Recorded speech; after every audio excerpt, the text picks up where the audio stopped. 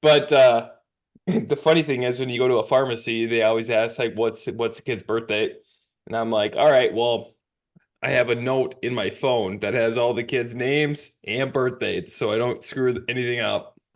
Wow. Process of elimination. And this new thing my wife just sent me of like this huge like tablet looking thing that you put on the wall that has all of these calendars. Have you guys seen this thing? It's like $600-700, but each kid has like you a got an iPad. profile. Good for you. And I'm like, I don't want to buy that thing, but I think I have to. Yep. That's why Paul has Post-it notes. That's right. Oh my But God. Yeah. But it doesn't get better, by the way, right? Like you've got the little kids and it's like a bad Starbucks habit, right? You go through diapers, you're like, oh my God, I'm throwing away like 2 lattes a day, right? And then they get older and for a minute, it's cheaper. Right? And I'm not even counting like school supplies and programs.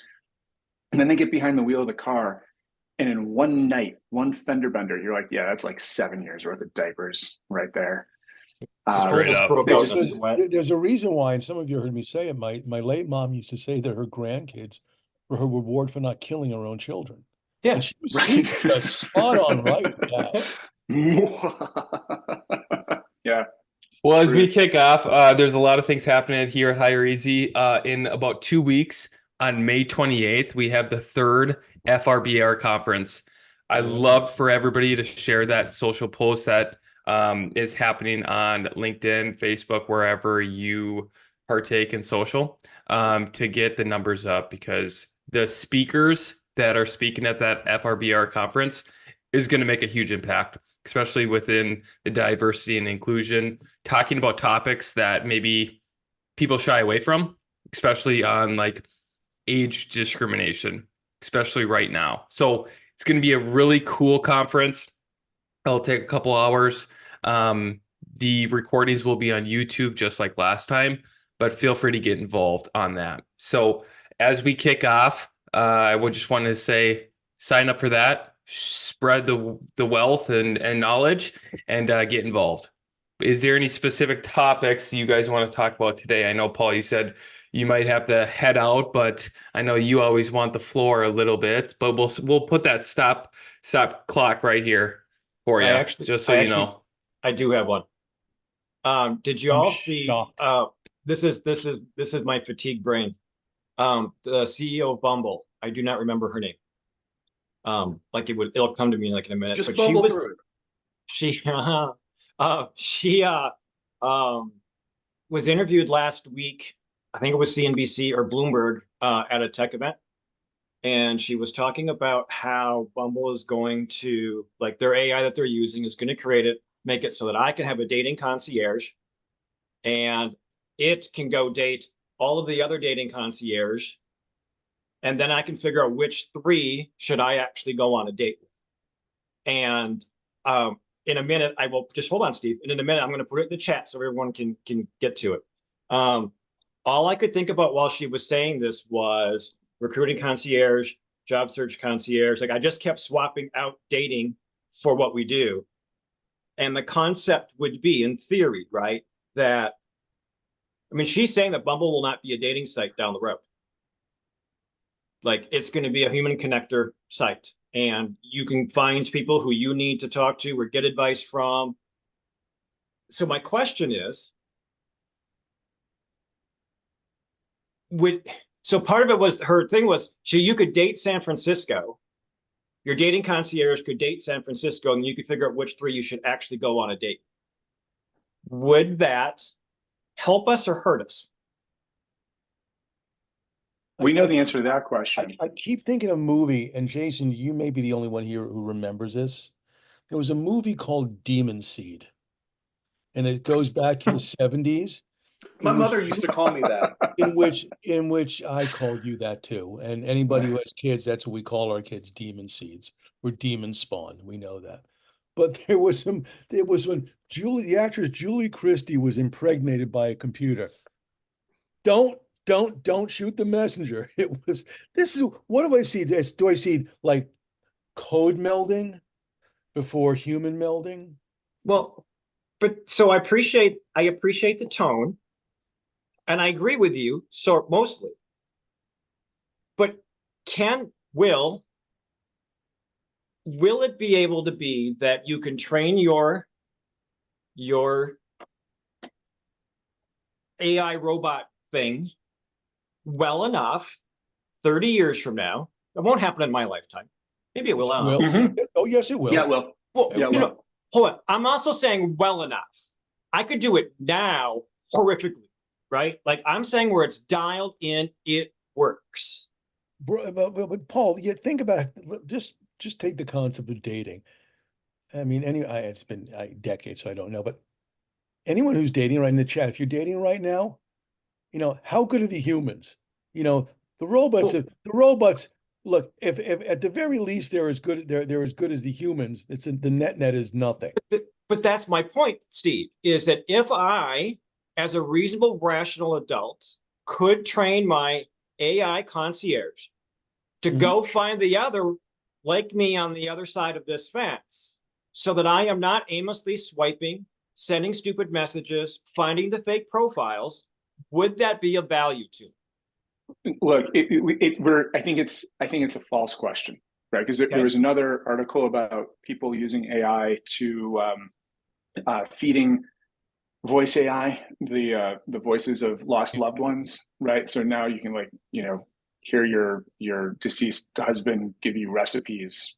Like this They couldn't stuff cook in the sounds first good. place. Right. Yeah. Right. And then you take the ketchup and you bake it. So the I don't know where this shit comes from. Um, we find ways, right? Like you guys remember high school? Maybe some of you were the people who cheated your way through math class.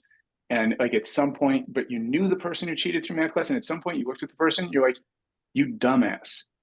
If you spent a third of the time that you have spent into Rube Goldberging your way through this, actually studying, you'd have the answers, like you would know the material. That's the issue.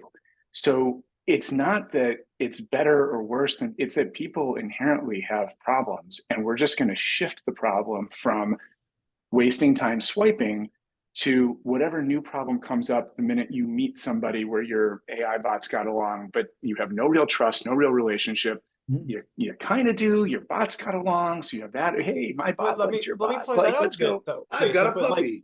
I appreciate what you're saying about that I'm going to trade one problem for a next, but at least I can get to the next one faster with a lot less uptime for me to have to deal with it.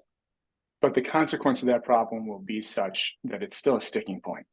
And it's not, you're not actually moving further.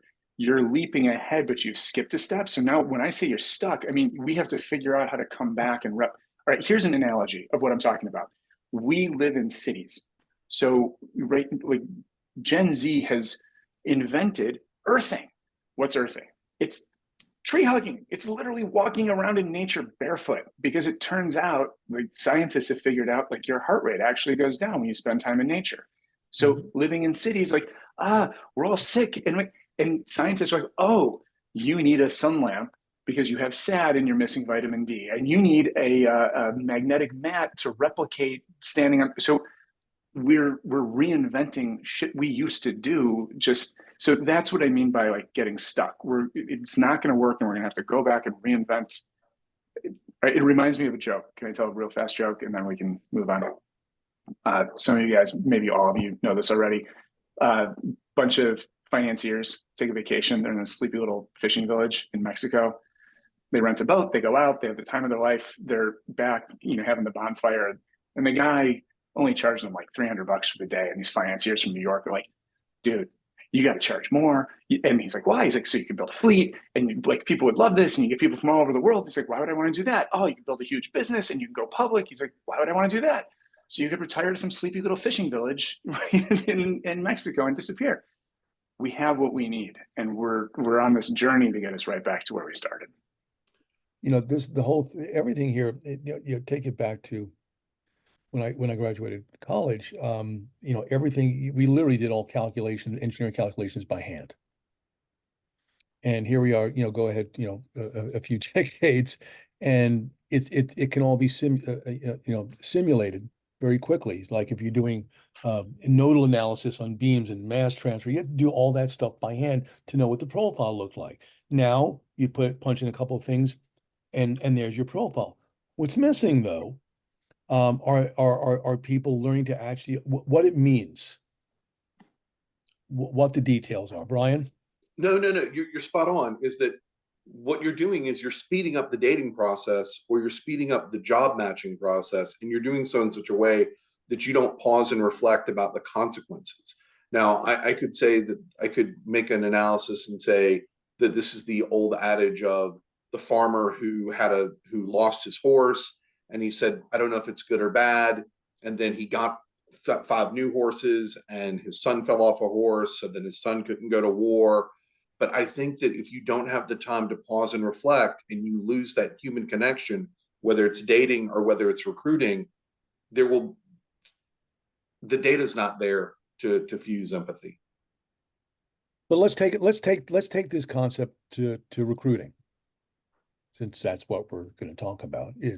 So the concept here is you have your agent, your AI think. It's a scary concept as it is. 007, as I'd like to call it. 007 AI think. Think eye.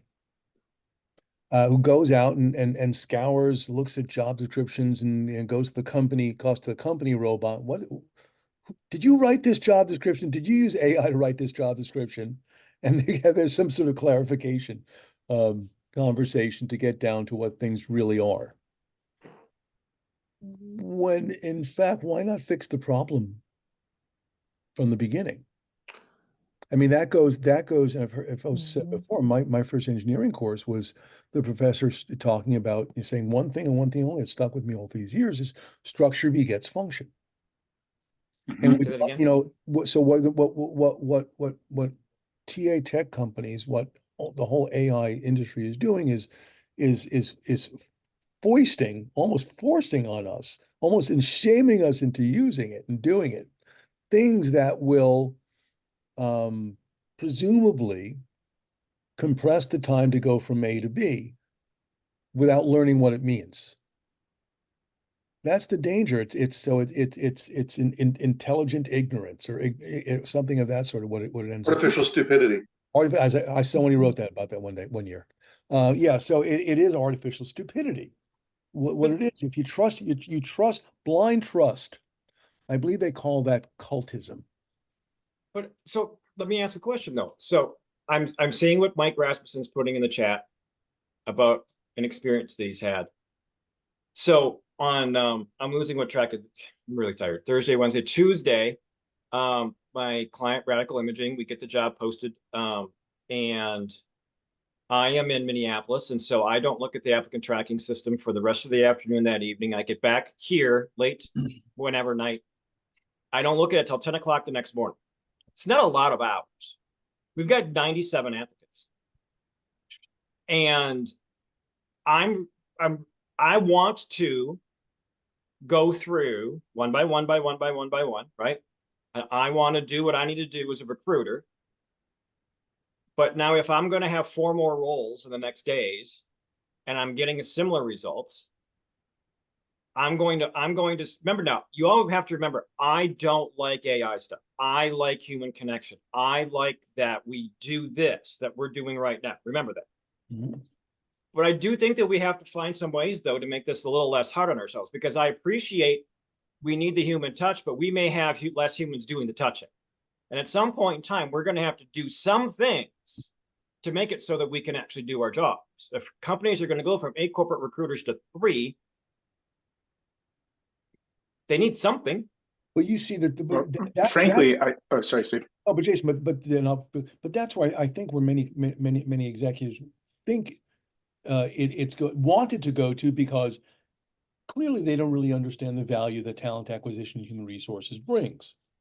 And this goes to, again, a Pew research project from last year, which asked CHROs in the next year what percentage of jobs will be significantly impacted by AI. It was AI. I think it was like 16%. Then the follow-up question was, in the next 3 years, what percentage of jobs will likely be replaced by AI? And then went up to 72%. The problem with these numbers and the people that they're surveying is, and this is not really a reach, it's CHROs aren't the most technically adept and up to date on these things. So I can only assume, since they are having a seat at the table, they're merely parroting back what the CEO, CFO, and other similar titles are saying. Okay, so We let me ask we have a public relations problem in this profession. Nicole, Yes. you start sourcing and recruiting, you start getting a bunch of applicants. Are you not going to try to find some way to make this a little bit easier on yourself? I know I am. Like, I'm not going to be shy about it. Dan's shaking his head yes, nodding his head yes. Yeah. So Like- so when I started working at Continua in March, the hiring manager hadn't really like looked at the resumes. So there was a lot in there. But I went through every single one, like scrolling through all of them because I don't know. I think it's just like in my nature to do that. And I think coming from the seat of looking for a job, like how many times I was just auto rejected, right? Because maybe I didn't have like a keyword or something. And I would lowball myself on the comp piece, right? Because I think that a lot of the applications had that questions, but I think the candidates applied to the jobs and I wanted it to give them at least the opportunity to be screened in rather than screened out. It took me a week to go through them because I was doing other things. But it's the same thing with the sourcing. Like I've been using Hire Easy for Continua in particular, and like that's making my life so much easier. So I think it's like that balance. Like the sourcing's like a little bit easier because of that tool, but with the screening of resumes in Ashby, I do it. Now I'm caught up, right? Because it's been since March, but every morning I have a carved out time to review. Right. And the hiring manager gives me a heads up when they're going to post on Hacker News because on the first day of the month, they always post in Hacker News. So I know that there's going to be an influx of resumes. So I'm prepared for that. I don't know, but that's just me. Like I'm very old school, right? I've been doing this for 17 years and I want to give people an opportunity because sometimes the resumes that you think aren't good are the good ones. In my opinion. Well, and that's a good point. Now I just train of thought derailed. Brian, sorry.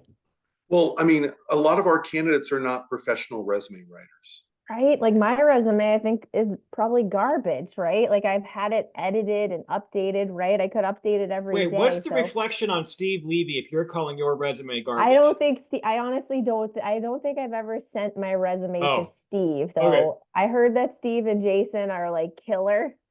Steve helped me update my LinkedIn, but I think like Brian's saying, not everyone's good at resumes, especially like an engineer or someone that's like not in our profession. So I'm not gonna screen them out because they forgot to do like X, Y, and Z.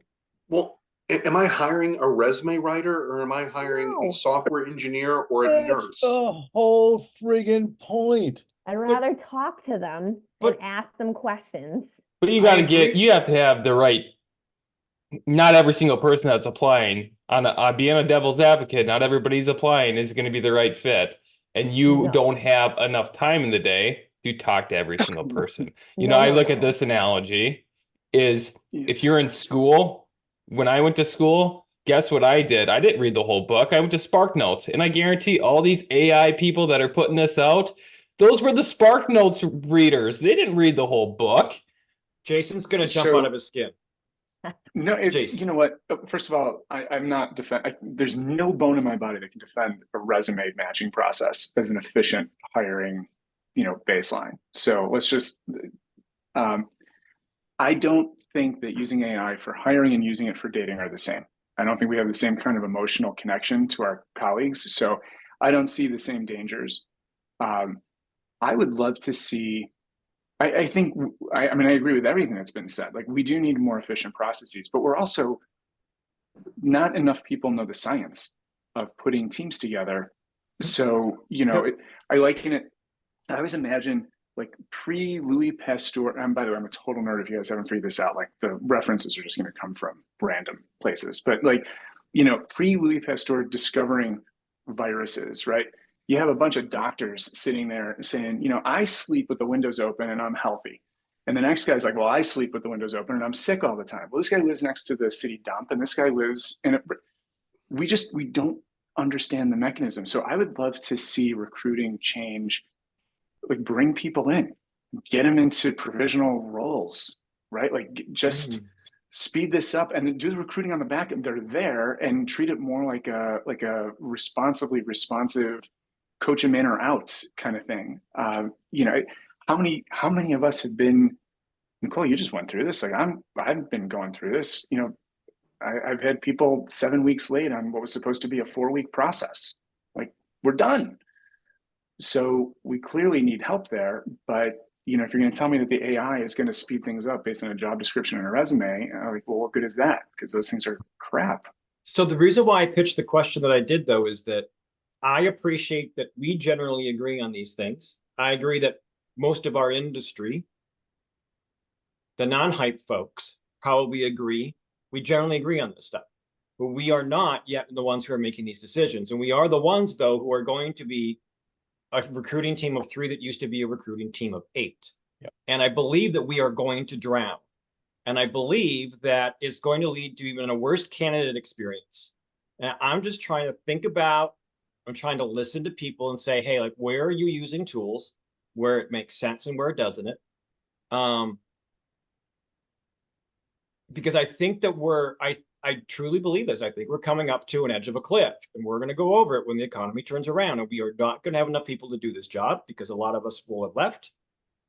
A lot of people are going to jump around and change jobs. I mean, look, if you were to, I bet if we could take a poll, anonymous poll of everyone who's on this call who has a job today, and ask them how many of them legit want to be out of the job they're in today in another new role, it's going to be greater than 60-70%, I bet you. But so when that happens, this rides on a bigger threat. Like we could be anybody. If we were teachers, we'd be having the same conversation. But that's still my point, is that I'm trying to suggest that I think that the other side of this is we are going to crash into a big fat brick wall. And I'm trying to figure out how to like lessen the carnage. But Paul, historically, every paradigm shift has had their own wall. Every newer, that's history. It's verifiable. It's repeatable. It's you have you know, arbitrarily, you know, a lower third of the entity, the public, is completely, you know, blindsided and flabbergasted, don't know what to do. You know, the middle third, you know, depending on who's helping them and coaching them, they can go one way or the other. Then there's the top third, always looking for ways to, rather than curse it, you know, find ways to use it. And inevitably that innovative mindset and everything, whether it's personal computers, whether it's the wheel, whether it's the, you know, the Carnot cycle for engines. Remember those days, Steve? I remember I do remember out? those days. Yeah, I had hair in those days and my face didn't look like a Shar-Pei. But hush, Paul. But everything, I didn't say anything. you don't have to. I've known you 25 years. You know, longest relationship, one of the longer relationships I think I've had in my life. Since electricity. Since electricity. You know, light bulb moment going on here. Uh-huh. But inevitably every shift like this generates uses of the technology that no one had thought of. Uses of the if I may, I want to ask Nicole another question. Yeah. So having gone to an IC role. Yeah. What's it like now doing the thing that you haven't done in a while, maybe to this extent, for this depth now? Like, what's the transition to now be doing the IC role and doing the sourcing and doing the recruiting, and how does it feel that it's changed? To me, I feel like it's like riding a bike, right? Because I was so in the weeds with my ICs at Google. Like I knew about their candidates. I sourced with them once a week. Granted, I was sourcing internally on our applicant tracking system.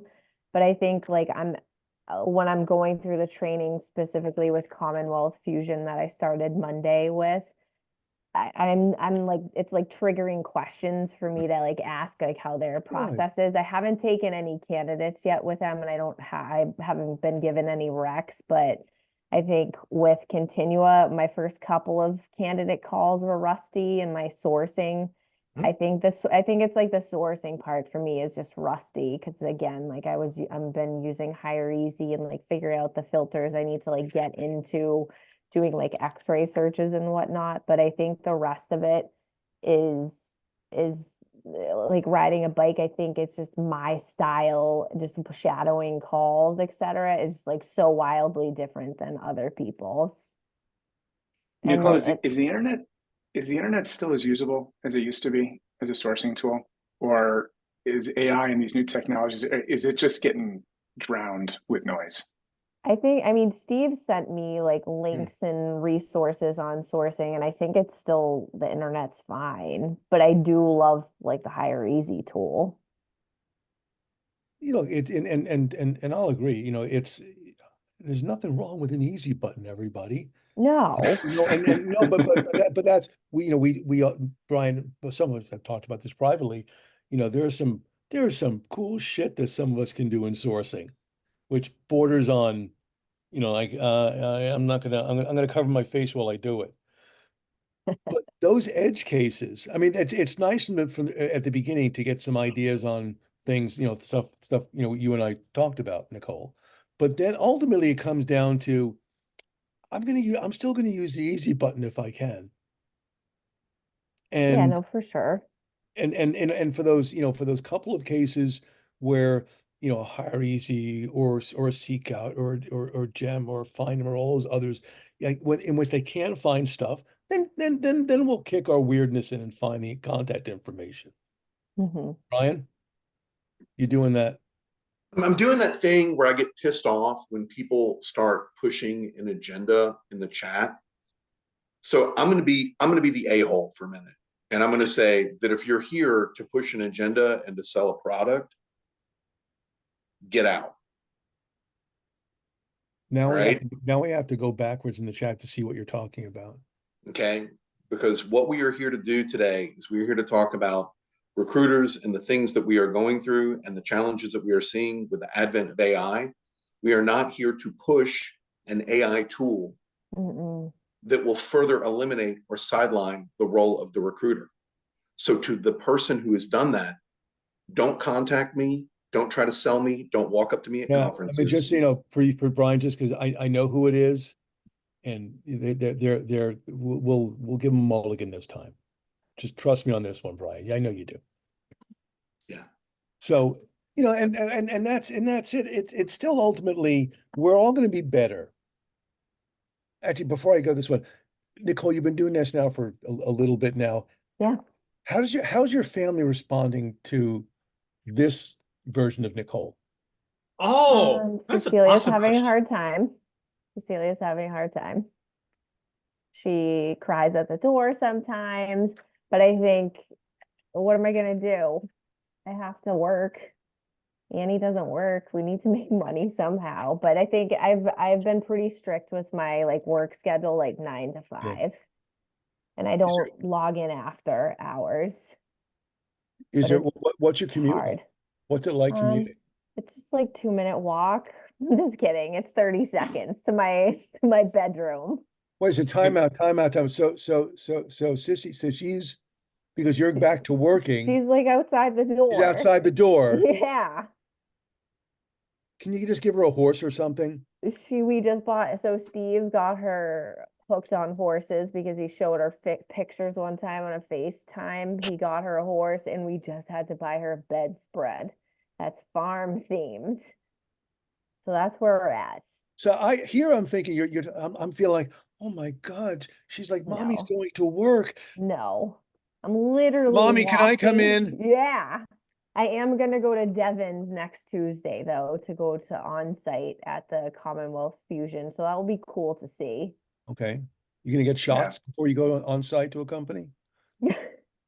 No. Just a thought. It was just a thought. But Yeah, the so whole it's process, good. you know, the support, there's, the support network that you've had, and you've been very, very open on the Blue Devil about it. If you were to, try to encapsulate some of the stuff that worked for you, Yeah. since the infamous post of last year, what might be some of the big, the real important take homes that you can share with I mean, people? the only reason I got this job was because of networking, right? Like I kept in touch with my old manager, Jen, who was my manager from 2012 to 2016. And we were very good friends. Like I talked to her all the time, even when she left Google in 2018. But she called me every single week since I was laid off because she owns her own consulting and is in-house at Commonwealth Fusion. So I think like that helped me the most, and I just didn't give up, and I kept talking to her. Like she would ask me like what I wanted, what was I looking for. Granted, there were times that she couldn't offer me something, right? Like on a Friday, she was like, you interview. That following Monday, it was, I'm sorry, we can't move forward because we don't have head count, right?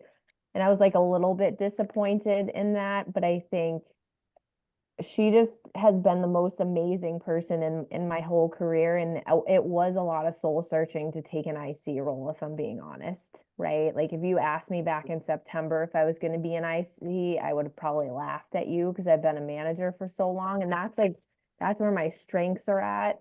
But I think I have the opportunity to work with the best person I've ever like reported to, and I get to learn something new. But also I think like this year has, since last year when my brother died, like things have been pretty shitty, right? And I think I needed this just to like focus on myself, right? Like I don't have to worry about other people. I don't have to worry about other people's performance. I can just like focus on me. And I can focus on my family. Like I wanted a remote job, and I've talked to a lot of my friends at Google that were in the same role as me. I haven't talked to one person that likes their job. And I don't want to be that person because if I don't like what I'm doing, I'm going to take it home, and I don't think that's fair. Specifically to Annie and Cecilia and Mina, because especially with Annie, she's a stay-at-home mom. She needs a break, right? When I finish work, and I just don't think that would have been fair. So again, like I had to do a lot of soul searching, but I think the decision I made was best for me, and it might not be the best for someone else. Like they might not want to be an IC, and I just chose that route. So I'm picking up two things from your story, Nicole, that I just want to share back. And I think both of them are awesome. Your decision to take an IC role, And we've it's been a conditioned. contract. It's a contract role too. So again, like Okay. that was But also an adjustment, right? And it's not a bad thing. I get to kind of like try before you buy if that's an option, right? we're conditioned to expect careers to go from contributor to manager. Mm-hmm. They shouldn't. Those are two different jobs, right? Right. And you go back to the original literature about that. They didn't talk about managers. They talked about administrators. So it's just I'm having conversations with people who they're framing it more around. I'm looking for simplicity. I'm looking to be a whole person. Mm-hmm. My story, my career story, might be a smaller percentage of my overall story, and that's one trend that I'm seeing, and I'm hearing it from you. And the other thing, when you talk about the relationships, Paul, I think there's a natural governor on how quickly tech is going to take off. I do feel like society, like we're getting overwhelmed by the tech. And when that happens, we tend to retreat back to what's very human about us, our network. And that not just professional, I see that with my kids, like all of my kids at some point, and we're talking about 3 kids in college and 1 in high school, all of them at some point have said, I wish I grew up in the 80s or 90s before cell phones. Yep. And not just because the music was so much better. So much better. So much better. So much better. They're like, we'll tolerate all the douchery of the 80s just to like have the I don't know. Like I never grew up and was like, oh, I wanna go back to 8-track. I wanna go back to another time. U2 has that line in one of their songs, we glorify the past when the future dries up.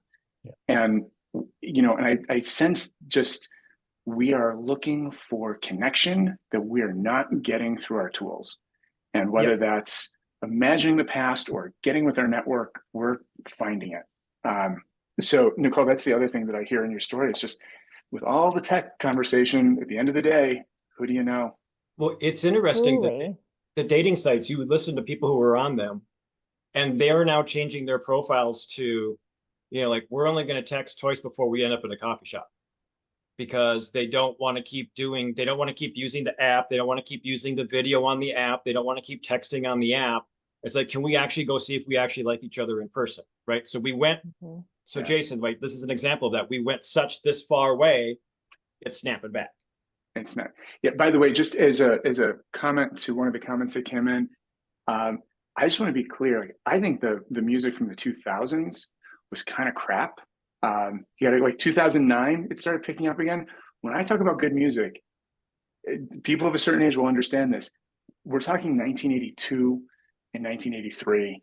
All right. Like, if you don't know Loverboy and Everybody's Working for the Weekend, it's just not the same conversation. I just want to, Paul, not to derail, just, No, you're good.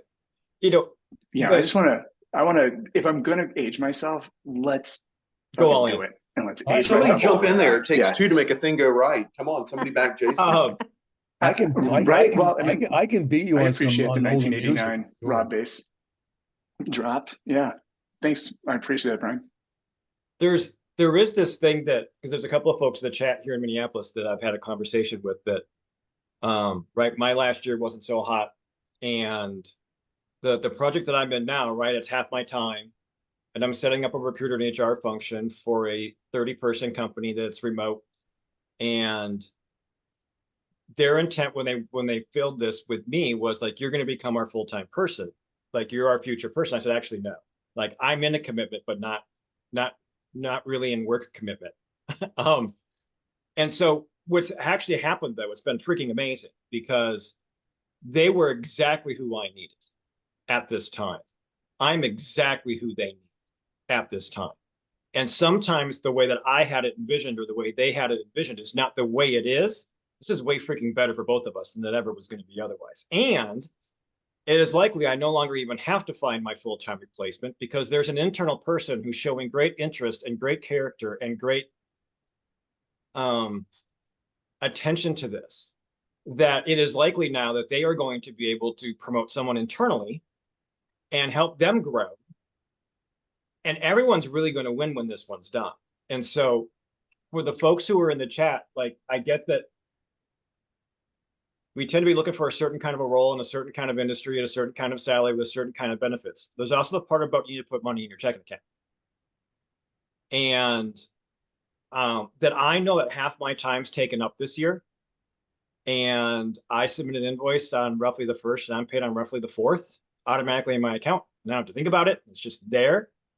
Other than the last 3 nights, I'm sleeping amazingly well, right? Because I know that that part of me is done and taken care of in a world that's pretty jacked up, in an industry where we are sort of still on fire. And it's allowing me then to do the other things that I've been wanting to do. Like, we got our second conference coming up in 3 weeks. If not for this thing having me stable, I don't think I'd be doing the conferences, because that's a risk too. Like, I wouldn't probably be doing it. And so just for everyone else, like, and I'm loving the music stuff on the side, by the way. We all are. I can see the grins on all of your faces while I'm doing this.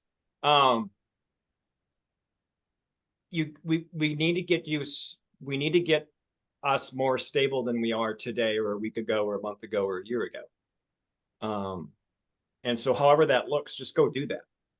Well, stability implies vulnerability, implies you have, that's again, structure begets function. Stability implies that you have to be vulnerable and not keep things in, and, be honest, don't be authentic, because those who know me, if you use the word authentic, you have to do a shot around me. Don't use the word authentic, but you have to be honest. By the way, Jason, authenticity, when people say authentic, I think shades of gray. Got it. And by the way, if I wasn't, like, the group that I'm working with, if you're getting an MRI, you're getting a CT scan, we're creating the software that's making it better for the making the pictures more vivid for the doctors to be able to like better diagnose you. Like there is nothing That's that I can come up cool. with that, yeah, like you can't complain about what we do. Like, and the software is being used in the animal industry too.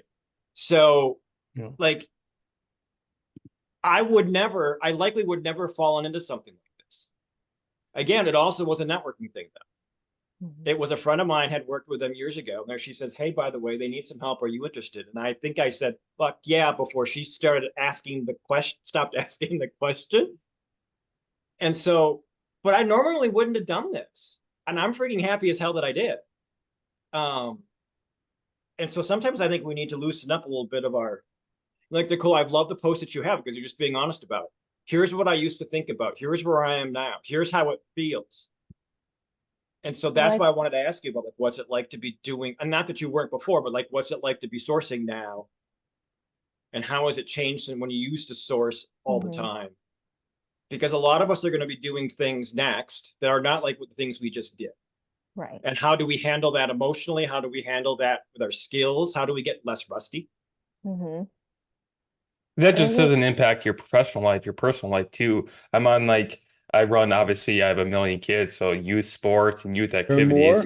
In the last, 2 to 3 years, the rise of parents helping their kids in activities was an all-time high. Because guess what? Everybody was working from home and people were more involved with their kids. Now the return to office, they're trying to find or pay youth sports coaches or youth activity directors or whatever it may be, because the availability for people is not there anymore.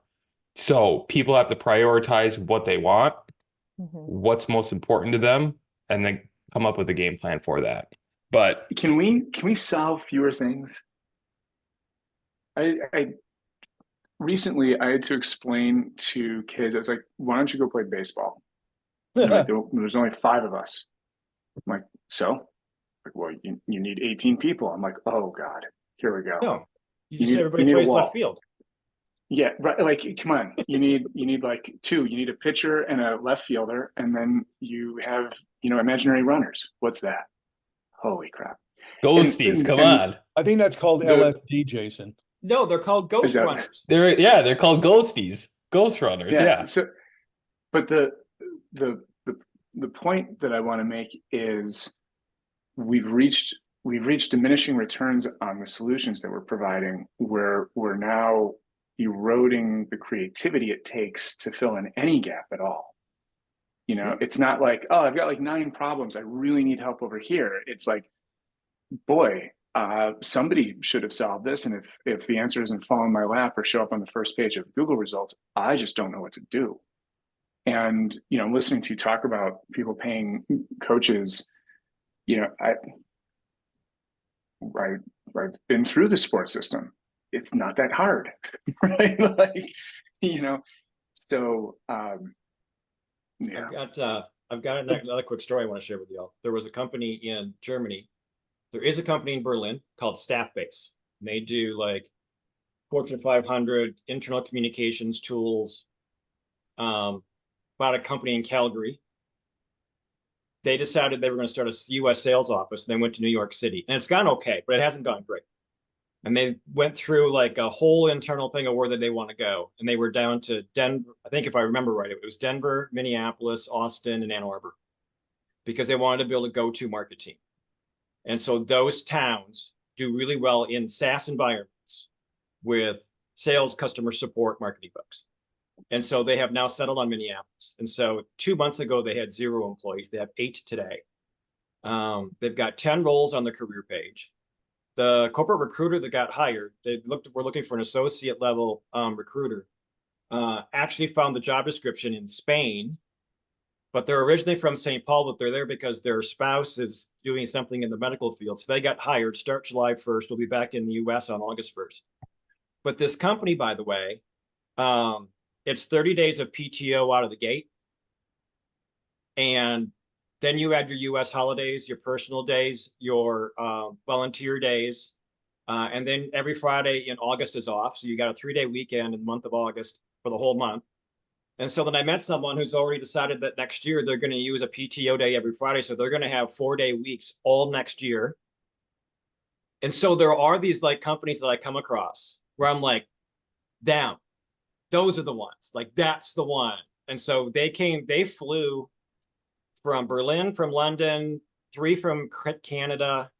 They were in town, Minneapolis, for about 60 hours. And so they met people in the community, the University of Minnesota. We pitched them for a Cassie staff base, one word, STAFFBASE, staff base. And so they're working out of the co-working space we work in the North Loop. But they want to grow their go-to-market team here to 50 plus. And so then the opportunity that they're going to have to be able to throw elbows in our town with the other SaaS startups in our town. They're not a startup, by the way. They're about 600 global employees, a series. I don't know, are they on a D now, maybe an E? Like they're on an IPO track. Their investors are saying, this is what we're doing. There are these stories out there. They're just hard as heck to find them. I would never have known, except for an old friend of mine from Twitter 15 years ago, reached out to me on Twitter, or X, I suppose, and said, hey, could you give us some advice? Yeah, come here and show these companies how to do it. But again, it's like, you're not finding it because they posted a job. You're finding it because somebody knew somebody who knew somebody from 15 years ago. Yeah. So it's just interesting to me to watch how people are doing things, how they're finding things, how there are these little companies. In my case, the one I'm working with, staff-based, not a little company. There are ones out there doing good work and doing good things, and they are growing. And we just got to find them. I mean, I make that sound simple because it's not. But 30 PTO days plus all the days plus Fridays off in August. Yeah, sign me up. Sign me up for that. I mean, seriously. I was like, dang. Like their wellness budget is almost what Meta's is now. Like they're doing all of the right things. But in part, though, it's a European company, particularly a German company, coming to the US. And there you have the cultural differences. Those Exactly. and they're not even hidden differences. I mean, anyone in the audience on the chat who's recruited in Europe, in multiple countries in Europe, knows even within your continental Europe, the differences country to country.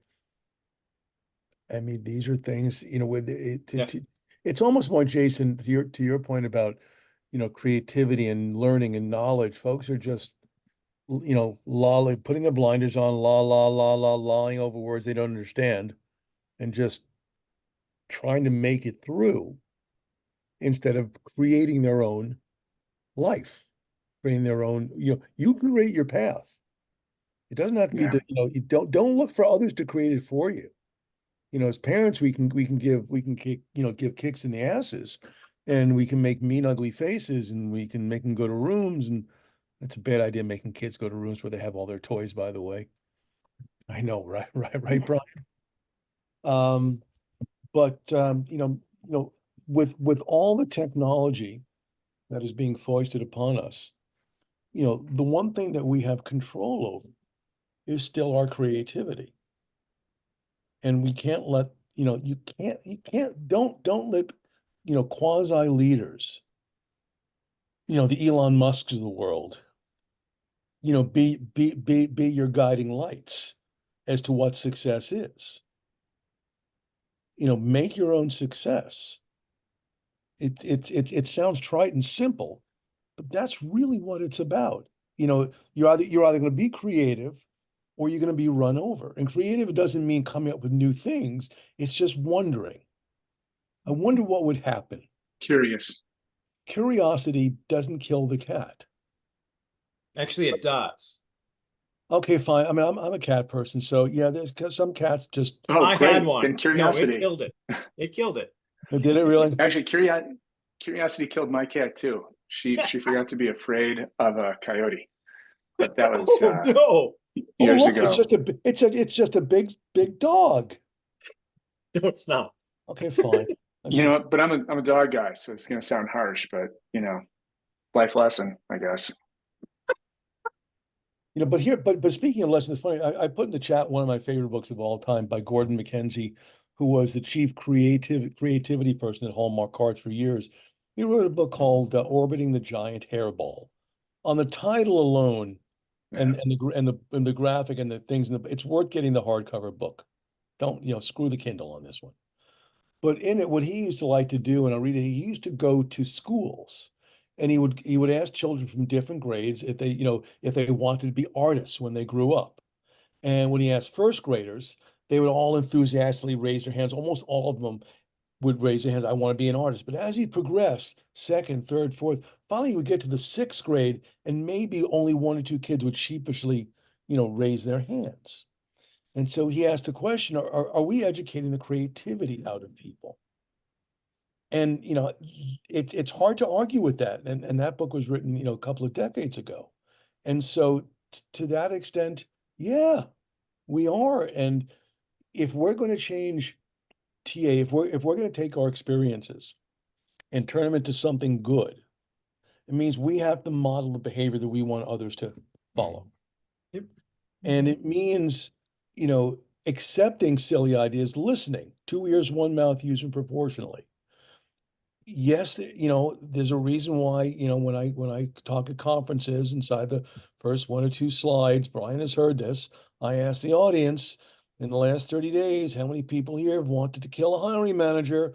It gets the biggest laugh for a reason. But then we have to allow them their moments of abject stupidity and ignorance so we can teach, so we can baseline where they are and then teach from there. It's the same thing with recruiters who don't, maybe maybe they're not sourcing the way some of us would. Maybe they're not writing the way some of us would. But we can be the talented advisors that we know we are, that we know that we tell people there's a big difference between order taking and advising. So, when you land, and everyone's going to land here, everything, this economy is cyclical. I've seen it for more than enough cycles. It's going to come back. It's going to come back differently. And so what are you going to do to prepare yourself for different? And how are you going to modify your behavior and your way of thinking when that comes along? Brian? So a good friend of ours was giving a talk this morning. I've got a page full of notes, and Donald Knight was talking about the importance of preparing for the unpreparable, right? And I think you touched on that in a very eloquent way. Donald, by the way, is the head of HR for Greenhouse, in case you're wondering. Jason, come back with your TA, with your his spot list. Oh, well, he'll go. Dan, I got a question for you. Sure. I don't want you to give away any of the hire easy, like, confidence of things that you might know. Does it feel from your customers or from Unleash, or as you're getting ready to go to Recruit DC, same day as my conference, does it feel any better? Does it feel like a little more stuff is going on, or does it still seem a little flat? For as much as you can say, and I appreciate you can't be like, I think it's a little flat and maybe a little better as we grow, but I mean, overall it's flat. I mean, people personally are just trying to find themselves and finding where I've been preaching this for the last, year, is this year, next year is going to be the year of community, because a lot of people built their networks up at the current company or previous company they used to work for. And then when they got laid off or they're searching for that next role, they realized that their network was only at that company. And they're realizing how big this community is and how many industries, how many people value community, and they're trying to search. And that's why you see all these startups meetup happening, like Brian in Atlanta. Like, these things are growing, and it's people that are taking the initiative to start growing it because they want to build that network, building that. So they're protecting their long-term career once this happens again, and it will happen again. You might get a job, you might work there 6 more years, and then this is going to happen again. And they're preventing it to happen again with the networks and the involvement they're trying to do right now, and building a community outside the specific walls of whatever organization you used to work for or currently working for. So that's what I'm seeing a lot. And they're just trying to navigate with all tech around, which is going to be best suitable for our organization, because there's not one size fits all. It's how is it going to impact that specific organization and how When we're I going was to roll it out. when I was in Minneapolis, I was at the co-working space at the Grain Exchange, and a senior product manager who I've known for more than a decade, she walks in and she's like, "Holy crap, what are you doing here?" And so we had the whole hug thing, and I said, "What are you doing here?" She goes, "Well, what do you mean?" And I go, "Because you don't leave your house." She goes, "Well, I do it for some events." Well, it turns out that there's now a group of technologists in our town who are, there's a cool group of people that are reaching out to other people saying, "Hey, come to the co-working space." Then they were going to happy hour, and then there's a tech event. And she said that she's still surprised that it's taking her peers this long to realize that they need to get out from behind their home desk to actually go back out and do things again. She's like, and she's got kids. She's like, "Look, I get this is work." She goes, "But if we don't do this work, we don't get to pay for those other things." And that was super interesting to hear For her sure. say it that way. Like, and she's well known, she's well connected, she's wicked talented. But she too is doing this. The other thing she said is why I bring it up is she said this, that, and she doesn't, she's lost track of where everybody is now. A, because she hasn't seen people. Two, because they have probably moved around a lot. And she used to know where everybody was. Like, you could go to her and be like, "Hey, where's so and so, or what's going on here?" And she's like, "I don't know anymore, and I need to get back to where I was." Was a very enlightening thing for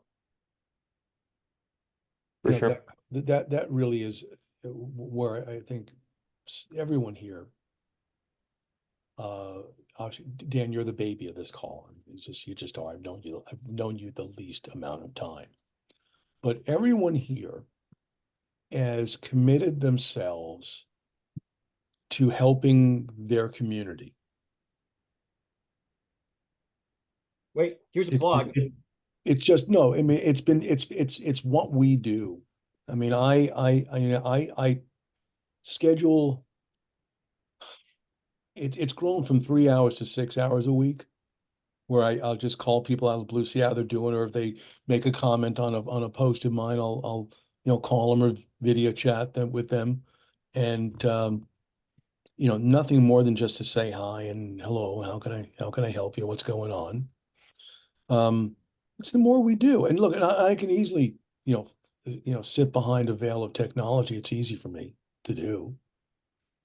But, we're to the point where, we're seeing these subtle attacks. And it's probably the best way, I can't describe it any other way. The attacks on DEIB, the attacks on ESG, the attacks on, supporting, the causes that are important to you, whether they boil the blood of others or not. And, I encourage everyone here. I mean, I love, like, Dave, Mar's just a prince. David has been doing this now for as long as I've known him. And others here in the chat, I'm seeing more and more sharing and caring amongst people in our community. My only hope is, like, when we do land, when everyone does land, and y'all will land, is that you don't forget how you felt when you were treated the way you were treated. Don't forget that, and don't fall back. And what's going to happen when you land and you lead and you want to say arbitrarily, this is not necessarily the one, everyone gets a personal response from us. And the people up the top would say, no, that's just taking too much time. What are you going to do? So what are you going to do when you're finally back in control? Are you going to fall back a little bit, a lot? Or are you going to be the kind of person who's going to be the one that, when you do, get to everybody, you do give some positive news, something for even a negative disposition. What are you going to do? What are you willing to do History be tells us, more human. history tells us that we are going to fall back on our previous behavior patterns when we treated people like crap. So let's hope that once and for all, we all get our act together and break that little cycle. And I challenge you not to wait till you get a job or where you land and do it now. We need the voices within the community right Yep. now, whether you're Yep. currently working or not, because this industry and the recruiting community is going to change every single day. In 6 months, it's going to be different than today. And who's going to be the driving force to change that? Is it upper management? Is it technology? Or is it going to be the people on this call that are going to do the change now? And I challenge you to do that. And if you need a platform to do that, get involved. We have a ton of stuff here that I'm always happy to promote, give you the spotlight, and be a voice, because there's not enough people. And do not rely on the same voices day in and day out for people to change this community. It's you guys. And Yep. that's the message I want you guys to leave with. Well done, kid. Anything else as we wrap up? I know we're 5 minutes over. For recruiters by recruiters next week. What's the week after? 2 weeks. 2 weeks. 28th. weeks. Bring your trident. That's right. Aquaman will be there. Bring your trident. That's right. We got enough ocean waves. In the here. waves. Waves. Love it. Thanks, guys. Appreciate it. Y'all. See you, friends. Bye.